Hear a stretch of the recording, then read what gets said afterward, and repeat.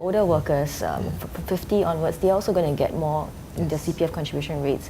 And maybe Jeremy and Dr. you could talk about whether you think that the gap will be closed between older workers and younger workers, or whether older workers will eventually see higher increases in their CPF contributions as well. I personally feel that, especially for those 50 to 55, I think we will probably narrow it further, because now from yesterday's budget, they will narrow to about 2%, right, from the total between the older and the younger age group.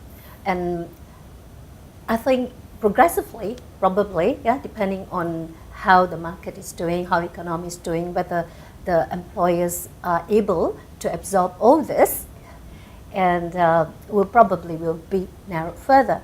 And I think it's right that we do that, because if you look at our age group of employability, that notice that those, in fact, 50 to 55 are really considered fit and should be really contributing to their best effort still, and should be paid accordingly. Yes. And therefore, definitely, it's the right move. Right. And of course, it makes a lot of difference for them to have that extra 1 to 2%, because if you add up in the end, the ordinary account, it will make a lot of difference 10 to 15 years from now. So maybe we can get Mr. Ho to give his take on whether this will increase companies' costs, and are they less likely to want to hire older workers? Yeah, certainly it will increase companies' costs, and the CPF is in the main it's a payroll tax, and the government doesn't use it often.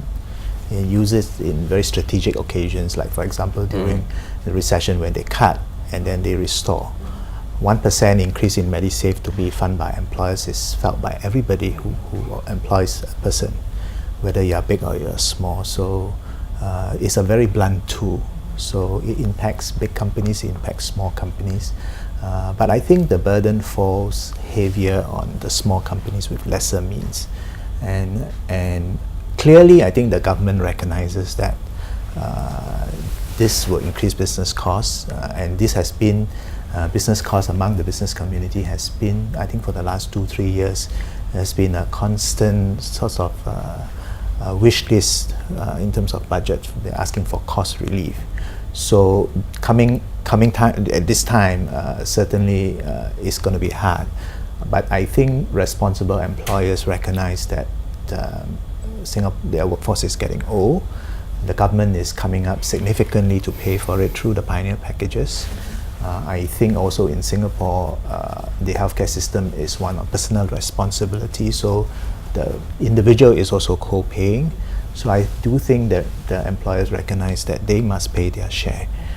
So I think in the main they do. So the government's temporary employment credit, I think, would help.